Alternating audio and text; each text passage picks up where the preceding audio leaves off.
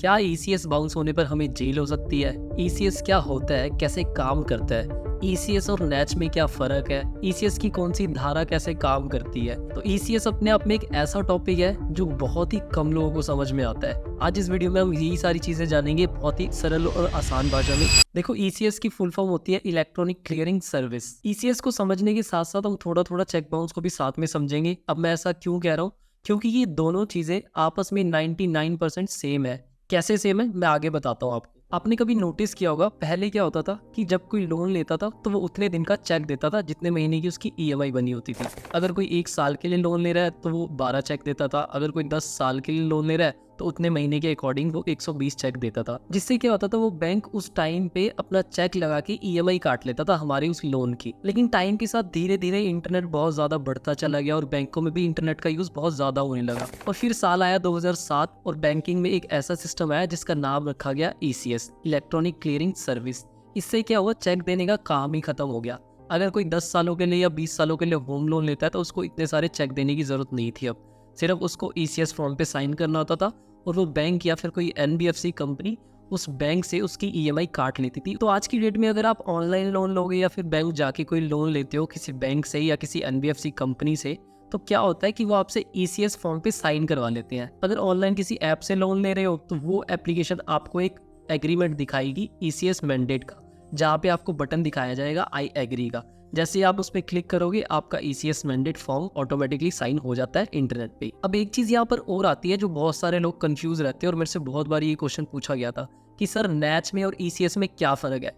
अब ध्यान से समझना, नैच एक अपडेटेड नाम है। ईसीएस को ही ज्यादा फास्ट और एडवांस बनाकर अपडेट कर कर उसका नाम नैच रख दिया गया है। इसकी फुल फॉर्म होती है नेशनल ऑटोमेटेड क्लियरिंग हाउस। इसे ज्यादा समझने में और कुछ भी नहीं है, बस यही समझ लो कि ईसीएस और नैच दोनों एक ही चीज है। दोस्तों, वीडियो में आगे चलने से पहले बताना चाहूंगा कि अगर आपको वीडियो यहाँ तक पसंद आ रही है तो प्लीज इस वीडियो को लाइक जरूर कर दीजिए और चैनल को सब्सक्राइब भी कर लीजिए।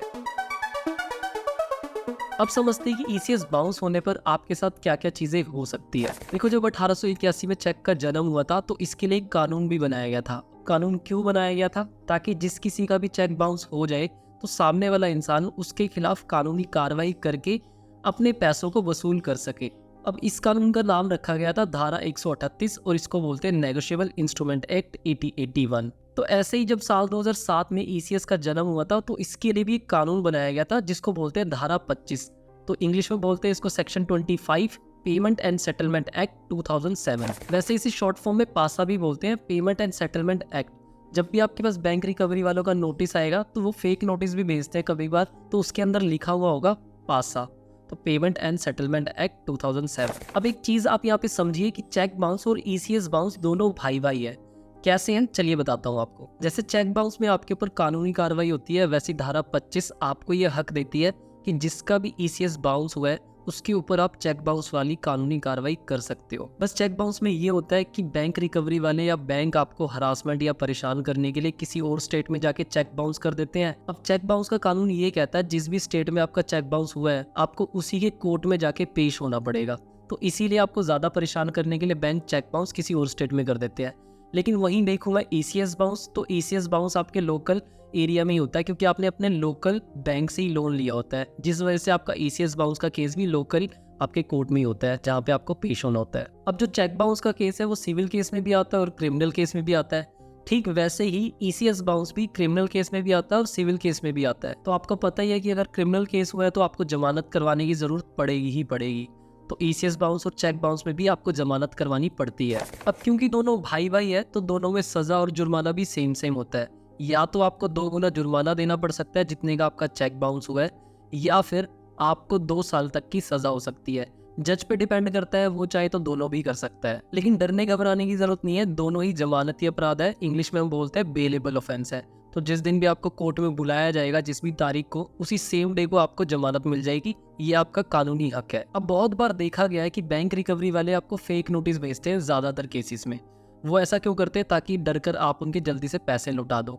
लेकिन सोचो, अगर सच में केस हो चुका है आपके ऊपर चेक बाउंस का या फिर ईसीएस बाउंस का, तो आपको पता कैसे लगेगा? इसका आंसर है टेक्नोलॉजी के पास। आपको अपने फोन में एक एप्लीकेशन डाउनलोड करनी है जिसे हम बोलते हैं ई कोर्ट। इंडिया में जितने भी केसेस चल रहे हैं पूरे कोर्ट में इंडिया के, वो सारे आपको लाइव देखने को मिल जाएगी, उनकी डिटेल यहाँ पर। तो आपको इसका लिंक डिस्क्रिप्शन में भी मिल जाएगा। जैसे अगर आपके पास कोई नोटिस आता है तो उसके अंदर एक CRN नंबर होगा, वो CRN नंबर आप जैसे ही डालोगे इसमें तो सारी डिटेल आ जाएगी, साथ में उस जज का नाम भी आ जाएगा। फेक नोटिस में तो आपको पता चल ही जाएगा कि वो फेक है या नहीं है, इस तरह से आप पता लगा सकते हो। अब बहुत से लोगों का सवाल ये भी होगा कि सर अगर सच में केस हो गया है तो जमानत कैसे मिलेगी। तो देखो, आपको सिंपल एक वकील को हायर करना है। एक सवाल और आ जाएगा आपकी तरफ से कि वकील पैसे कितने लेगा।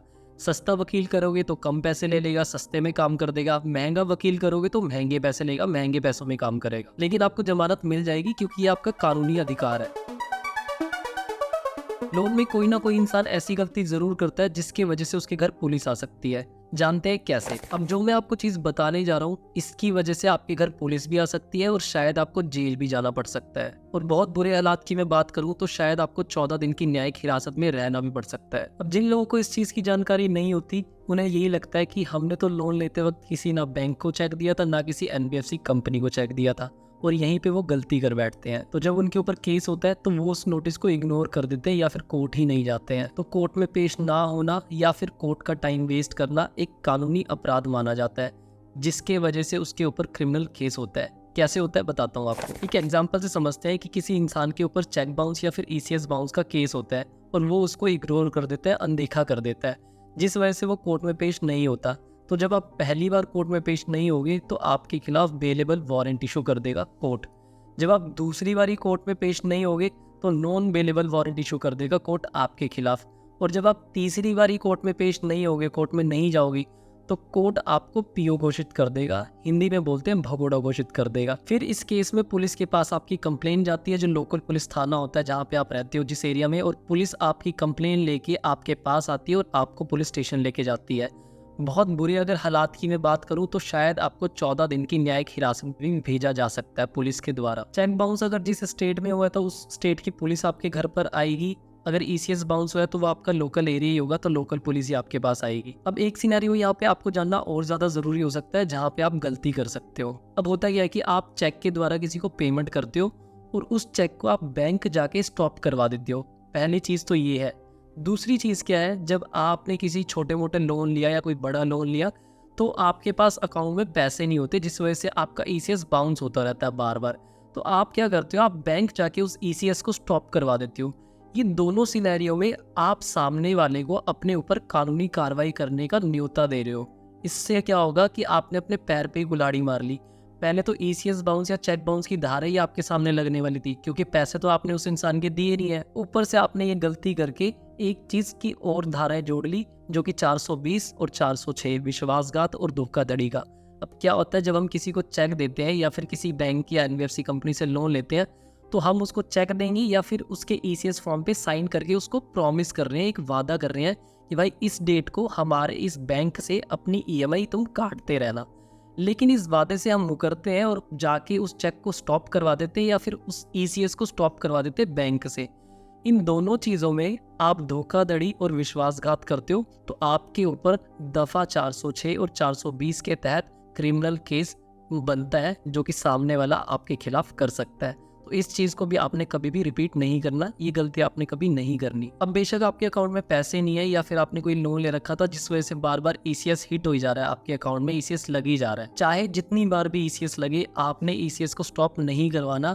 इससे आपके खिलाफ कानूनी कार्रवाई हो सकती है, सामने वाला आराम से आपके ऊपर कानूनी लीगल एक्शन ले सकता है। क्योंकि EMI बाउंस होना या फिर ECS बाउंस होना कोई क्रिमिनल केस नहीं है, ना ही किसी कानून में गिना जाता है और ना ही कोई अपराध है।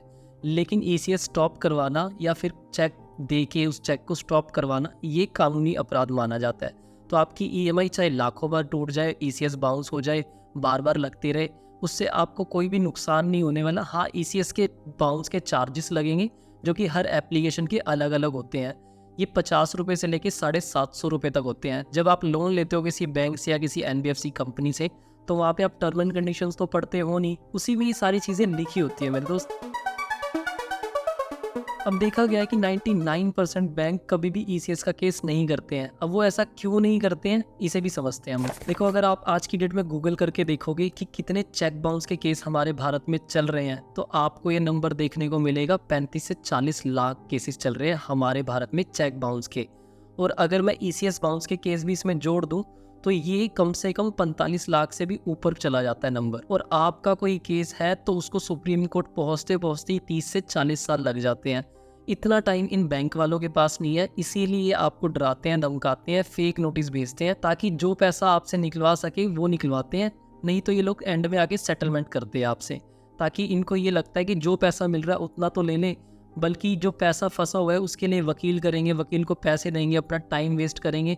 इससे अच्छा जो पैसा निकलवा सकते हैं उतना पैसा ये लोग निकलवाते हैं आपसे। इसीलिए बैंक रिकवरी वाले कभी भी ईसीएस बाउंस का केस आपके ऊपर नहीं करते। इनको पता है कि इनके पास एक लौता हथियार यही है, अगर ये भी हथियार चला दिया तो इनके पास कोई भी आपके अगेंस्ट कोई हथियार नहीं बचेगा जिससे आपको डरा धमका सकते हैं।